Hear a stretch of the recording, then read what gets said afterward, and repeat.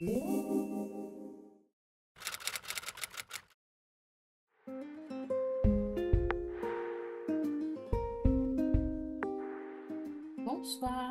Moi, je suis en poste au Géoparc Armorique depuis quelques mois seulement, donc la plupart des outils que je vais vous présenter aujourd'hui sont pas forcément des projets que j'ai montés moi-même, mais je trouvais intéressant de pouvoir voilà, vous présenter tous les outils qui ont été développés dans le cadre du montage de projets Géoparc ici, parce que c'est des super outils que j'ai été ravie de découvrir et d'avoir à mon entrée, à ma prise de poste justement au Géoparc Armorique.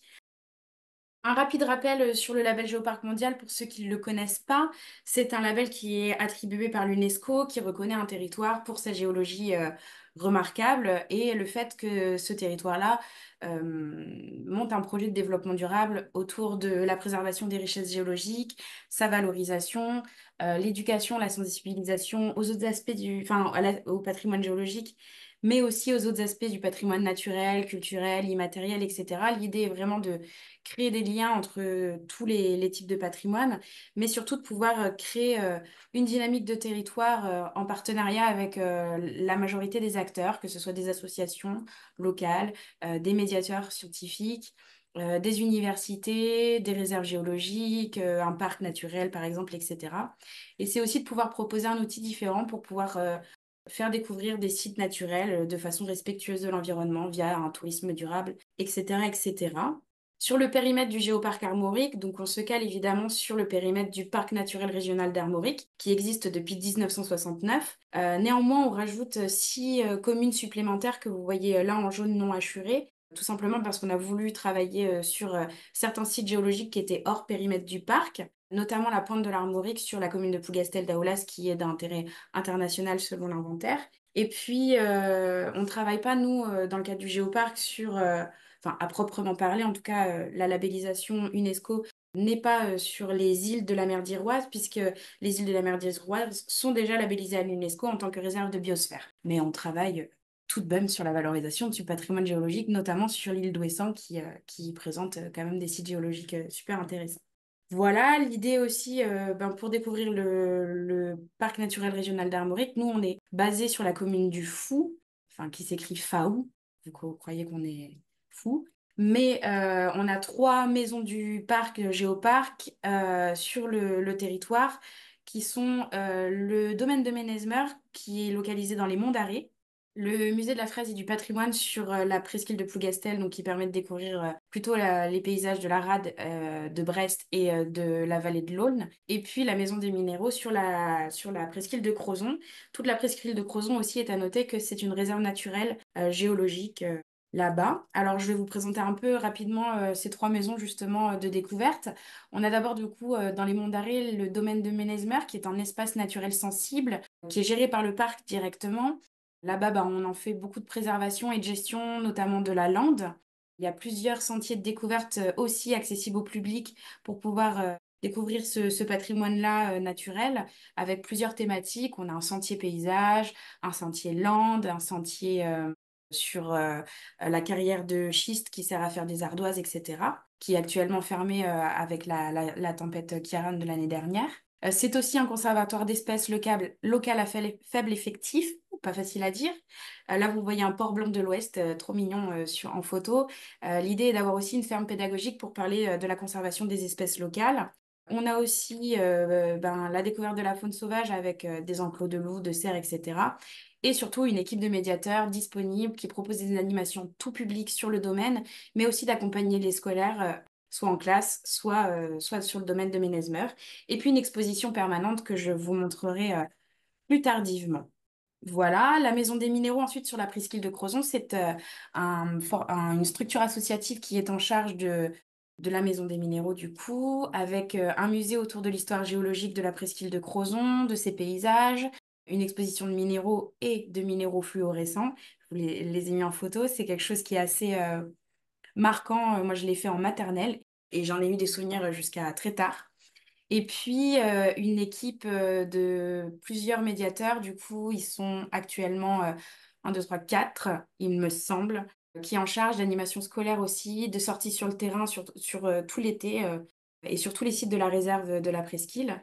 Il y a aussi un jardin insolite qui est un petit parc arboré dans lequel on a du mobilier qui est construit en pierre locale avec un peu d'objets d'art aussi et puis un Fab Lab sur place qui permet vraiment de créer un espace de sciences participatives aussi. Et puis le musée de la fraise et du patrimoine qui est plus orienté autour des liens entre l'homme et la pierre, avec un musée sur tous les patrimoines de Plougastel d'Aoulas spécifiquement, mais qui rayonne un peu plus largement sur le territoire, avec du coup une présentation du patrimoine naturel, l'archéologie, la culture du lin et de la fraise qui est très spécifique à Plougastel d'Aoulas, due à notamment la géologie locale et les schistes sur place. Le patrimoine maritime, bien évidemment, l'habitat traditionnel, les costumes bretons, la peinture, etc., etc. Et puis des animations aussi tout l'été sur des différents sites naturels de la commune et culturels de la commune, pardon. Pour l'histoire géologique, ben, vous vous doutez bien, on est sur l'histoire du massif armoricain avec pas mal d'affleurements de séries sédimentaires du début du Paléozoïque, avec du magmatisme sous-marin aussi, quelques pilots lava observés, etc. Puis de la déformation pour la formation de la chaîne de montagnes hercynienne, donc déformation, plutonisme, et bon, tout ce que vous connaissez aussi sur la formation d'une chaîne de montagne. Et nous, ensuite, on a un long processus d'érosion. On n'a pas vraiment beaucoup d'affleurement sur le secondaire, etc., qui arrive aujourd'hui au façonnement des paysages. On a quand même des témoins de l'ouverture de l'océan Atlantique et puis les transgressions, régressions marines assez récentes sur ces dernières milliers d'années. C'est aussi l'occasion, comme je vous disais, de célébrer les liens entre l'homme et la pierre, entre guillemets. On a quand même un patrimoine paysager, des habitats écologiques assez chouettes, avec beaucoup de zones Natura 2000 sur lesquelles on est en gestion. Donc, on fait beaucoup de liens, justement, en biodiversité, géologie. Mais aussi, on vient parler d'archéologie, de savoir-faire, de roches dans notre patrimoine bâti qui est quand même assez prégnant, les enclos paroissiaux aussi et tout le patrimoine religieux qui est en lien. Et puis un patrimoine quand même culturel, immatériel, les danses, le costume breton, etc., qui fait vraiment partie de notre identité de territoire et qu'on essaye de mettre en lien et de vraiment parler d'identité de territoire avec comme socle le patrimoine géologique. En termes de labellisation UNESCO, pour vous parler un peu de la démarche, donc nous, le Parc naturel régional d'Armorique, on est gestionnaire du coup de cette labellisation. On existe depuis 1969. Depuis 2017, on s'est lancé dans la démarche de labellisation qu'on a obtenue en mars dernier. Du coup, officiellement, on a eu le petit tampon. Et les outils pédagogiques que je vais vous montrer juste après, hein, qui ont été développés, ils ont principalement été financés via une demande de subvention européenne avec le projet Interreg Site UNESCO de la Manche, du coup, qui vient de se terminer. Donc déjà, le premier travail a été de faire un kit pédagogique clé en main pour les différents médiateurs de la Maison des Minéraux, du domaine de Ménezmer et du Musée de la Fraise et du Patrimoine. L'idée a été de travailler aussi avec un conseil scientifique pour pouvoir créer des outils qui sont utiles pour les médiateurs en premier lieu, donc on a pu financer aussi tout ça avec des stéréomicroscopes, lampe loupe, loupe de terrain, microscope polarisant, des caméras aussi pour les microscopes et puis des lames minces. Ça a vraiment permis, principalement à la Maison des Minéraux, de pouvoir faire pas mal d'animations et de pouvoir financer ce genre d'outils. On a ensuite une lithothèque avec 8 blocs qui sont assez gros et assez lourds de roches locales, hein, qui sont les 8 roches locales les plus emblématiques du territoire et 8 savonnettes qui sont, elles, un peu plus pratiques pour les emmener sur le terrain et pouvoir expliquer directement sur place les choses. Et puis l'idée, c'était surtout de pouvoir présenter et expliquer l'histoire géologique de façon simplifiée, mais juste toujours, avec différents outils. Alors la première, c'est une frise chronologique qui a été imprimée sous bâche. Vous voyez, ça fait à peu près, je pense, 2-3 mètres de long, qui est plutôt pratique aussi quand on emmène sous le terrain. En plus, on l'a déplié en mode vieux papyrus, ça fait un peu spectaculaire. Et c'est une frise chronologique qui présente du coup ces grandes étapes qui ont conduit à la construction de nos paysages aujourd'hui, sur laquelle on vient y mettre les grands repères chronologiques que les gens connaissent, par exemple l'apparition des dinosaures, les premiers hominidés, etc., etc. On y met aussi les paléopaysages et la paléogéographie avec quelques explications traduites français, anglais et breton Et donc, elle a été distribuée bah, à nos trois maisons de géoparc. Et puis, moi, j'en ai aussi quand je fais des sorties géologiques. C'est assez chouette. Et elle est disponible aussi. Et tout ce que je vous présente comme outils, enfin, tous ces outils-là sont disponibles en téléchargement sur le site internet. Donc, n'importe qui peut aussi s'en saisir. Ensuite, on a un livret pédagogique, du coup, qui est aussi traduit en anglais et en breton. Je vous avoue quand même que le livret en breton part un peu moins que le livret en français, hein. Et là, l'idée était vraiment de retracer cette histoire et de le lier avec les sites géologiques aussi pour emmener les gens bah, sur le terrain découvrir. Donc, on y retrouve encore une fois bon, cette frise chronologique avec quelques explications. Tout ça, c'est validé aussi hein, par nos scientifiques référents, avec une illustration du paléo-environnement et à peu près de la paléogéographie, quelques blocs diagrammes pour expliquer certains phénomènes, etc. Et puis les idées de visite qui sont liées à cette époque. Tout ça, encore une fois, téléchargeable si vous avez si vous êtes curieux d'aller voir sur le site Géoparc Armorique. Et toutes ces illustrations, donc là je vous en ai mis quelques exemples qui doivent être un peu pixelisés, je suis désolée.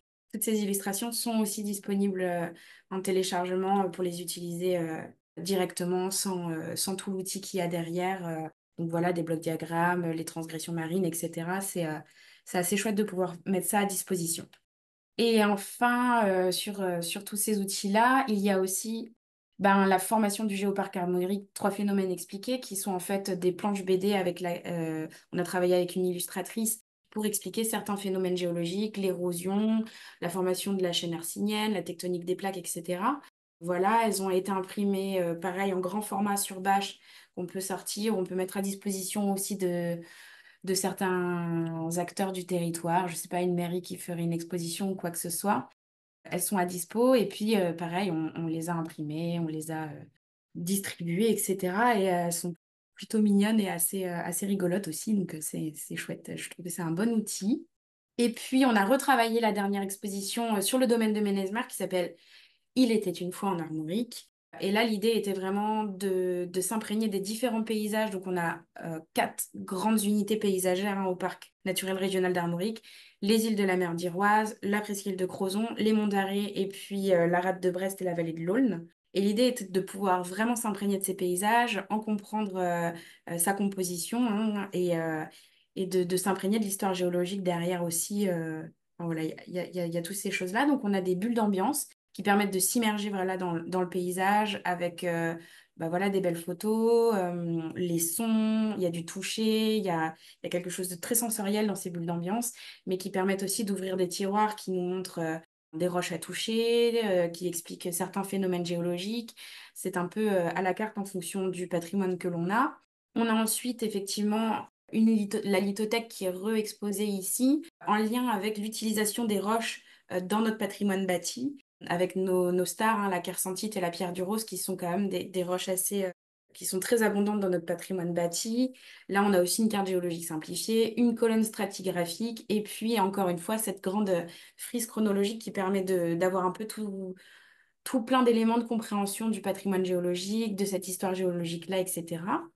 On a aussi travaillé sur la création d'un conte pour vraiment créer du lien entre le patrimoine géologique et cet esprit légende au domaine de Ménezmer, qui est un domaine assez... J'aurais dû vous mettre des photos du domaine, qui est assez magique, ça résonne vraiment bien. Et enfin, une vidéo, alors, pédagogique, il n'y a pas vraiment d'explication scientifique, ça reprend tous les éléments en fait de l'exposition sans explication, mais du coup, on a déjà vu l'exposition, la première salle avant, et ça permet vraiment de s'immerger dans cette histoire géologique, dans ces paléo-environnements, etc. Et on a travaillé avec un artiste qui fait ça en stop motion avec du papier découpé. Et ça rend quelque chose d'assez sympa. Je vais vous montrer une partie de la vidéo. Là, c'est le teaser, c'est le début.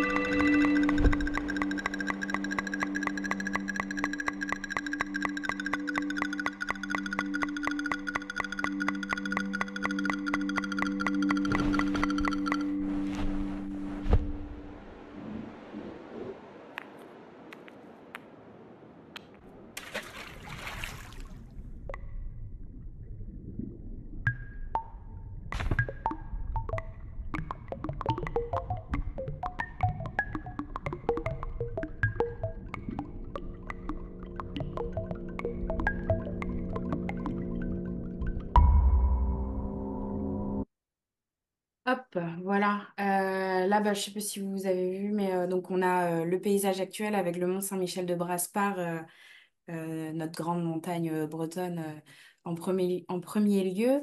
Et puis, on y retrouve du coup quelques éléments de compréhension avec ben, les processus de sédimentation. On y voit la paléogéographie, etc.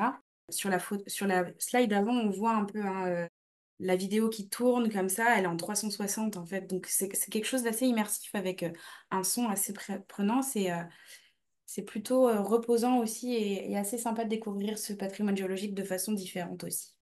Ensuite, en termes de médiation, on donne aussi des formations au Géoparc Armorique qui sont ouvertes et gratuites pour n'importe qui. Donc ça peut être des professeurs d'SVT, des médiateurs, des habitants du territoire, etc., sur plusieurs journées, qui sont dispensés par nos scientifiques, par des médiateurs, etc.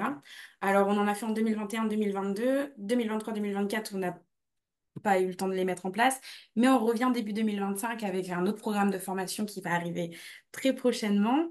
Et donc l'idée était voilà, d'avoir des formations très portées géologie. Là, vous avez Bernard Le Gall en formation en grand sur la photo, là en rade de Brest, qui fait des formations structurales notamment qui peuvent être parfois très poussées. Donc avec des initiations aussi très très simples. Et puis l'idée est de créer aussi voilà, du lien notamment avec les habitats écologiques, les landes des tourbières ou les paysages, etc. Et puis des spécificités très armoricaines avec nos roches, des formations sur nos roches locales, la kersantite, le calcaire qui affleure un tout petit peu chez nous et le grès armoricain. Et enfin, on a mis en place certains panneaux d'interprétation tout de même sur certains sites géologiques. L'idée était quand même de faire des panneaux d'interprétation assez intégrés au paysage. Alors, on a eu envie de faire des panneaux qui étaient assez simples, parce que les personnes en général qui arrivent sur le panneau hein, sont quand même pas volontaires pour avoir de l'information scientifique. Donc, si on leur donne quelques clés de compréhension très simples, ça peut marcher. Et puis certains qui ont été quand même un peu plus poussés scientifiquement, notamment là, comme vous le voyez, celui sur la pointe du Rose, qui peut être un peu plus poussé et un peu plus riche en informations. L'idée a été de travailler à chaque fois sur bah, évidemment la même charte graphique et d'y retrouver certains éléments à chaque fois, notamment sur le côté gauche, les roches qui affleurent exactement à cet endroit-là, l'âge des roches, et puis la partie introductive qui est un peu similaire. Et on a travaillé pour installer ces panneaux avec l'ABF, hein, l'architecte des bâtiments de France, pour avoir du mobilier adapté et intégré au paysage avec l'installation de murets en pierre. Je ne peux pas vous dire que c'est de la pierre sèche parce que ça, on n'en est pas. On essaye de faire en sorte que ça ressemble à de la pierre sèche, mais on n'a pas beaucoup d'artisans qui sont capables aujourd'hui en Bretagne de faire ça. Chaque muret est construite avec la pierre du site géologique. Donc, on a par exemple de la pierre du Rose, de la kersantite, etc. Pas vous mentir, c'est assez compliqué hein, de trouver quand même, de réussir à se fournir en pierre pour la construction de ces murets. On a un petit peu été sonné à droite à gauche. C'est pas si simple. Et voilà ce que ça donne, du coup, imprimé en lave émaillé, j'aime plutôt bien. Et ce qui est intéressant, c'est que du coup, beaucoup de nos acteurs, vu que ça a été travaillé avec l'ABF, beaucoup de nos partenaires, aujourd'hui, quand ils mettent en place des nouveaux sentiers d'interprétation ou juste des panneaux d'interprétation, utilisent ce format-là aussi pour créer quelque chose d'assez homogène sur le territoire. Et du coup, ça rend vraiment bien. Et puis, bon, pour vous présenter les derniers outils de médiation qu'on a, évidemment, on a un site internet. Donc, les QR codes des panneaux d'interprétation permettent aussi d'alimenter le site internet et de pouvoir avoir du contenu peut-être un peu plus poussé sur certains sites géologiques.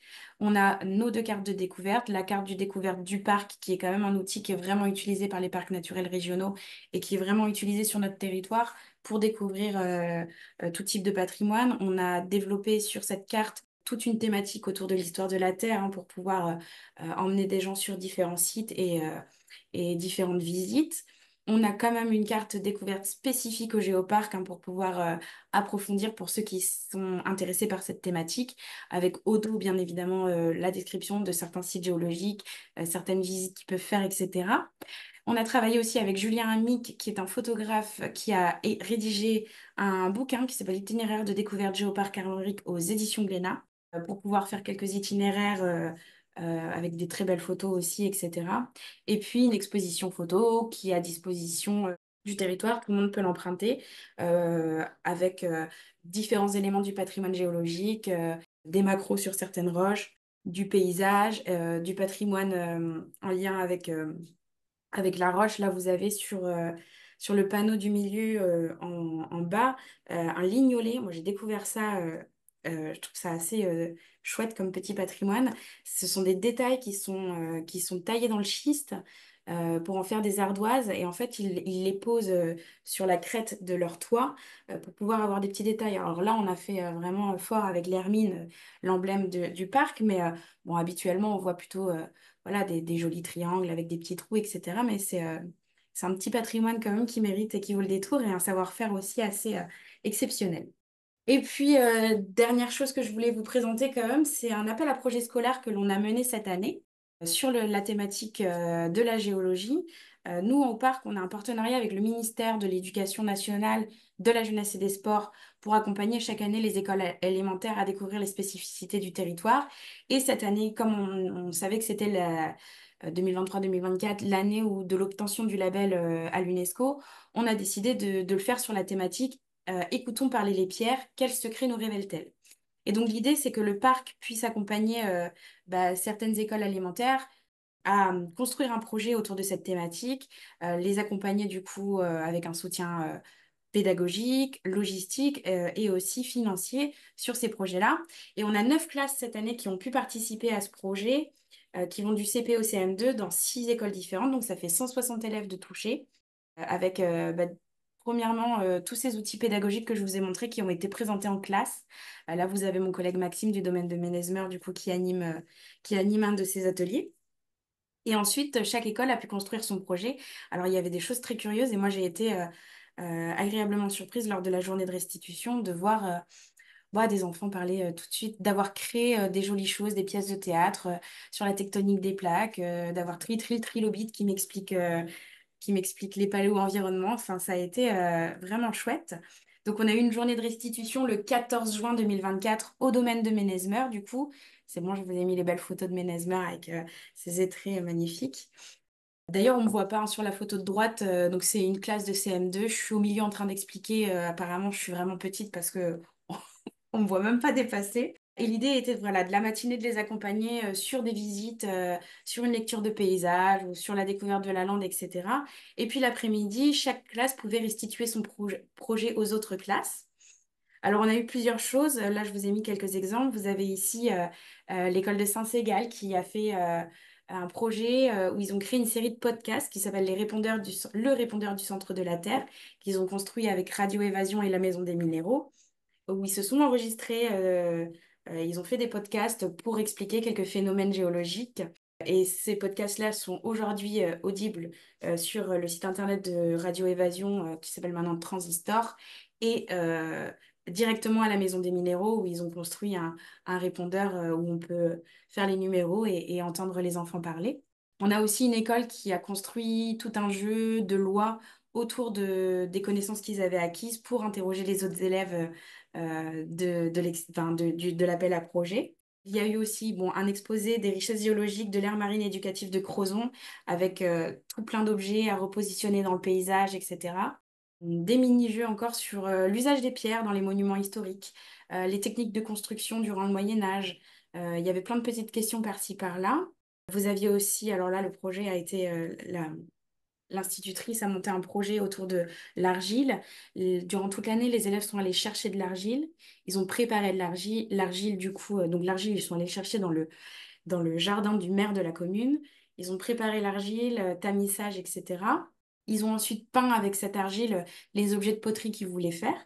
Ils ont construit un four enfin, c'est incroyable, un four dans le potager de l'école et ensuite ils ont fait leur poterie et ils les ont fait chauffer au four du potager. Et du coup, ça faisait ça. Et donc, la journée de restitution, ils avaient amené de l'argile pour pouvoir manipuler avec les autres élèves, etc. Et puis, enfin, la dernière école a fait des observations au microscope et un exposé autour des roches locales de notre patrimoine, sachant que tous les élèves, en fonction de l'appel à projet, n'avaient pas eu l'occasion d'avoir cette expérience avec les objets scientifiques, les loupes binoculaires, etc., etc. Voilà un petit peu le tout et je crois que c'est bon. J'ai fait le tour un peu de tous les derniers projets qui ont été menés en armorique. Là, bah, on part sur une nouvelle lancée. On est en train de construire avec nos différents partenaires le plan d'action à venir et puis on a encore plein de belles choses à faire. Voilà. Et je suis là pour répondre à vos questions.